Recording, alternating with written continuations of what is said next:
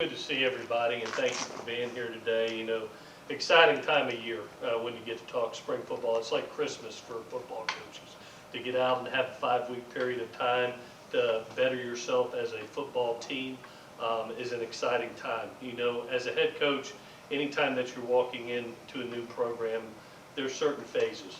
Phase one is surround yourself with elite people, and I feel like we've done that, whether it be our current players that are on this roster, this spring roster, 16 newcomers that have been added into this spring roster, scholarship-wise, the ability to surround ourselves with elite coaches and elite support staff.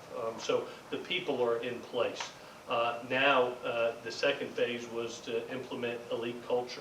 And so we invested in our culture over 9 weeks strength and conditioning program that I have to really commend Bobby Steiner and his crew, his strength and conditioning staff, for what they've done, as well as our coaches, being at every workout that was available, to be around our kids, to be able to really build what we're about, which will be toughness and discipline, and being united together, all for one common cause, which is Eagle Nation. And now it's the third phase, and it's really our opportunity to implement systems and implement our style of football. And excited about that. It's going to be something that I hope, and we look at the end of this 5 weeks, and we see a team that gives relentless effort. That we implemented some very aggressive attacking schemes, both offense, defensively, and we will spend 5 weeks in the special teams phase trying to improve that aspect of our game. We want to be a great developmental staff, and so we want to see a team that improves fundamental and technique-wise, and we want to be a smart football team. We're going to teach situational mastery right from the get-go. We're going to put them in certain situations through these 15 practices. So it's not just learning just the fundamentals of technique, but being in certain situations, in game-like situations, to be able to learn this is what you would do in this certain situations: third down, red zone, 4-minute, 2-minute offense, whatever it might be.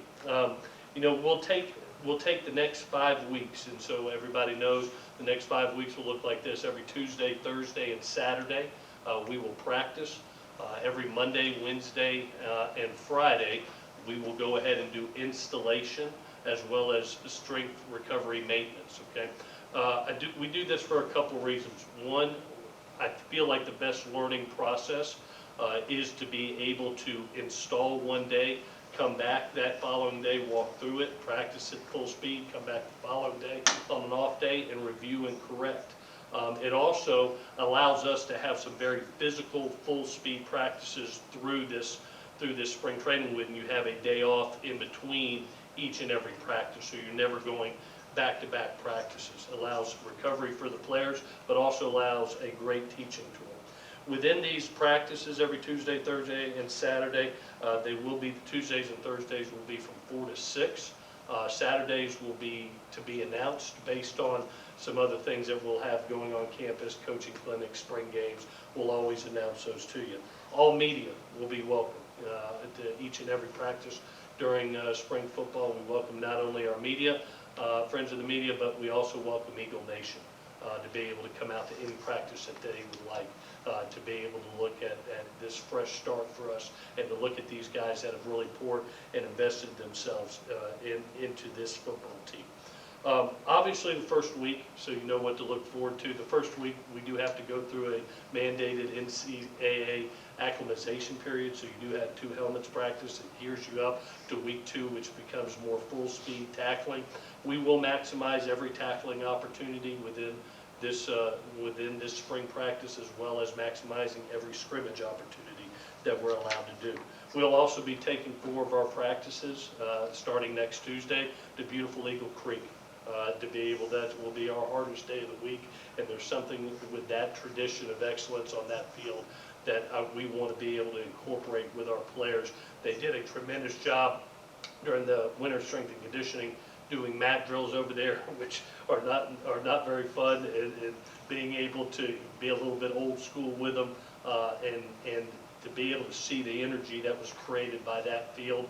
We're going to take our toughest practices over there in this camp. Lastly, spring game. will be on Saturday, April 23rd, which will be an exciting time to be able to culminate all that we put together in front of Eagle Nation. And we hope that everybody, I'd love to see this stadium full and get some of that performance anxiety out of 16 newcomers that are be doing their first live round of college football together. With that, look forward to the next 5 weeks. Thank you all for being here today, and I'll take any questions that you have. Yeah. Coach, Josh Aubrey, Statesboro Yeah. Herald.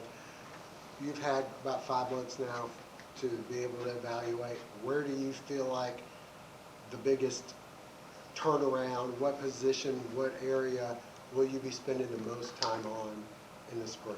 Yeah, probably the biggest turnaround, to be honest with you, is within our culture and within the accountability factor. I think that's what these last 9 weeks have been. It really hasn't been about the X's and O's, but more about the accountability to each other, whether it was school, whether it was workouts, kind of this one fail, all fail mentality that there's an accountability and discipline that go with the game of football, that our guys love to be coached and love to be coached hard. And we kind of taught that. As far as positionally, anytime I think you're implementing new schemes, it's hard to evaluate until you actually get out there and practice. And we've got literally 3 new schemes going in, offense, defense, and special teams wise. So, rather than just sit up here and BS you, it's just, I'll be honest with you, I'm excited to learn over the next 5 weeks. I know how the kids move around. I know how athletic they are. I know how great their work ethic is. I know the chip that they got on their shoulder. That is evident. But as far as how they fit within the system, those are going to be good questions as we go through spring training and as we hit at the end of the 5 weeks. I really think I'll be able to answer that a lot better for you. But as far as a group that has a lot of want to and is looking forward to getting out there, this group has that. And there, Andrew Goldstein with WSAV. The quarterback position was kind of back and forth for all of last year. As you move into spring practice, what are some of the qualities that you're going to be looking to see from potentially your future starters? What are the top things on your wish list? Yeah, I've always talked when you talk quarterback play and being a quarterback coach by trade, having played the position, I've always thought it starts with the intangibles. You're the face of the program. You have to be the example of what an Eagle is. And then you get into some of the mechanical decision-making, timing, accuracy, and the ability to produce. Are you moving the ball down the field as a quarterback? Are you being productive? We're going to put our guys in as much team aspect as we can to be able to put them around live bullets, to be honest with you. One-on-one passing is nice, skill is nice, but the more you get around where you have a Dylan Springer and a Justin Ellis and those type of bodies coming at you, then you truly get a feel for who does produce in those live moments. And so implementing a new offensive system, new offensive scheme, it's going to be important to watch them play real live football and to see them produce. Coach, everybody's got their own different styles of practice. What and how do you approach it? Is it a high intensity? Is it let's jog here and there? Do I want to ask that question, and do the guys want to know what they're going to expect tomorrow?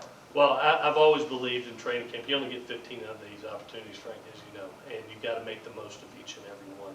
Obviously, I think the NCAA is very smart how they build up to what's going to be a very physical camp. You're going to walk in and you're going to see 2 helmet practices right off the bat. That's an NCAA mandate. It's a very smart mandate by the NCAA.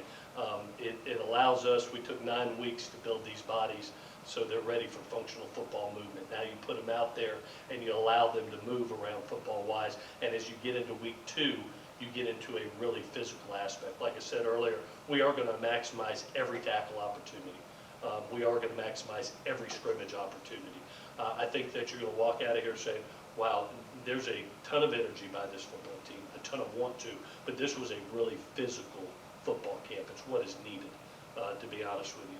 I think that when we walk away, we want to see a team that has great relentless effort, that speaks about our culture, which is toughness, discipline, being united together, team over self, that really you walk away and you feel like this team has grown fundamental and technique-wise. They understand certain situations. So I hope that you see that physical toughness at the end of this, but I hope you also walk away and say, man, this team got better. They got better fundamentally. They got better through the education of football. They were developed, and that's what we want to do as coaches. There's a lot of rah-rah styles out there, but at the end of the day, did you end up at the end of those 15 practices, did your group improve? And that's the challenge for every coaching staff during this period of time. Coach Nathan Dobbins from Santa Maria News. I want to ask you about a couple guys that are back, and also a couple guys that are not on the roster. Justin Tomlin started a bunch of games for the Eagles over the past 2 years. What was the situation that led him to be not on the team right now? Yeah, you know, this was right after the end of the season. Had a very professional and honest conversation with Justin. So proud of the career he's had here. Proud that he's going to be a graduate of this university. He hasn't been with us in strength and conditioning over the last 9 weeks. Won't be with us during spring football. He's going to graduate this summer. Is on track to do that. We're very proud of him. Great player, great person. Looking forward to seeing what his next step will be. But he will not be with us in spring football. Did he not figure into the plans in terms of the quarterback room that you have, or was it something else? No, we had an honest conversation after the season based on where we were headed to offensively, what his goals and aspirations are also. He appreciated that honesty, and you know, at the end of the day, what I appreciated about JT, he has big picture aspirations, and it's not just football, it's about getting his degree also, and having that ability to be a graduate right here from a great institution like Georgia Southern, and deciding which his next step of football is. Congrats to him and a fan of his. I'm looking forward to all the best to him in the future. Okay, and one more player that had a lot of eligibility ahead, did great as a true freshman, Eldrick Robinson. What was his situation that he's in the transfer portal? Yeah, Eldrick made a decision that he wanted to be someplace else and that he wanted to look at his options. You know, obviously we have to respect all those. You see this, I think there's almost 3,000 names in the transfer portal right now. We've been very fortunate here with the young men that love this university and love their teammates and want to be a part of this, that you know, they want to be a part of what we're getting ready to accomplish. We've actually used the portal to be able to acquire a couple that are going to be in spring football in Jeremy and Shamar. So it's been advantageous for us on both ends. Obviously, I think every team in the country has some form of transition. Eldrick's a great kid, a great person, a great player. He's got a very bright future in football. I wish him nothing but the best on it. I think as we go through these upcoming years, you're going to see natural attrition that happens, you know, each and every school. We've been fortunate thus far. There may be more as we go through spring football and seeing people's roles, but we're in a good place right now. You mentioned the transfer portal. I want to talk a little bit about the potential acquisition of players. Where are you kind of at with that right now? Do you kind of have to wait until spring football is done before deciding what positional needs you have, or are you going to be active and maybe looking to acquire people while that's ongoing? Yeah, you know, one of the things that you see, I think there are spurts in the transfer portal. Right at the end of the season, you see all these names that go in and a huge acquisition. And then you see kind of a lull, you know, once you hit February, March, you see this lull. And then I think you come into spring football, and especially in our situation, you look at, you know, what fits you have. Teams are looking, they're probably implementing new systems too, seeing what fits that they have. And, you know, as they go through spring football, did they acquire injuries that may be season-ending injuries? What are your needs based on, you know, how players fit within the system and what injuries, you know, came about? You know, so we're always looking. We do have available spots that are left, and we'll be looking not only through spring football but afterwards, all the way up until that May 1st opportunity. That's when kids get the opportunity to put their names all the way up to that. And so we're always looking to better this football team. As a head coach, that's your job, is to put the best possible football team on the field. That's your responsibility for the upcoming season. Coach, something I saw was a couple pictures, whether it was players or families, the change in the body that we see in some of these pictures that have come out, the befores and afters. I take it the nutrition folks and the weight room, bodies have been changed going into spring. Yeah, definitely. One, you give tremendous credit to our players because and if you don't have that work ethic, if you don't have that buy-in, it's hard. Two, to be able to have the resources. I thank Jared, I thank Chris, I thank Kyle Guerrero for being able to provide the resources to get a Bobby Steiner and crew in here as a strength staff. You bring a nutritionalist in, and Katie O'Connor, I think, is going to be one of the best in the country when it's all said and done. And you provide resources in nutrition that are just right at hand. Because of that, we saw massive weight gains and strength gains. You see, all of a sudden, you see a J.D. King go from 200 to 210 pounds. That's 10 pounds of muscle. You see a Caleb Kelly weighed in at 280 today, started at 257. And today is 280 pounds. So you see this tremendous shift forward, and it was a collective effort. It was an alignment between, the resources given by administration to some elite knowledge by a Bobby Steiner and a Katie O'Connor, and then, aligned with our players who put in the work. And so it was really neat. That was our last gift to our players before they walked out for spring break. Every player got their day one shot and then their 9-week shot, and they were in awe. And I think a lot of times, football's such a year-round thing, and a lot of times you don't see the progress until year's end. Sometimes it's nice to just give them a gift and say, hey, look what you did over the last 9 weeks. Look how our culture has grown. Look how our toughness, our physicality, our accountability to each other, how we are as a team. But also look at yourself. We're different. And so it's neat to see. They're football ready. I know they're excited. It's been a hard 9 weeks, and it's not been easy. So they're looking forward to getting back to the game they love. Coaches, in terms of the offense, do you have in your mind, this is what our offense is going to look like, and we're going to work on everything around getting to this point? Or is it a little more fluid with, hey, it looks like this is something we're going to have to wait on maybe until they're ready for it?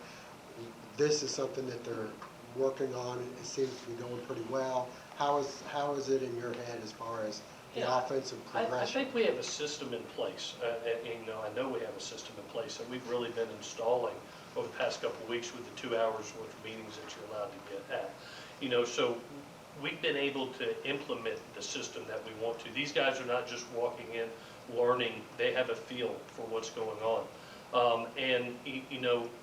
The thing that you will see as we go through not only 15 practices of spring, but also 25 practices of fall camp, is where is your strengths at, and you lean on your strengths, as we go through these 40 plus practices, you basically get to say, okay, here's our system, but here's where we're really talented at. This is really our strength.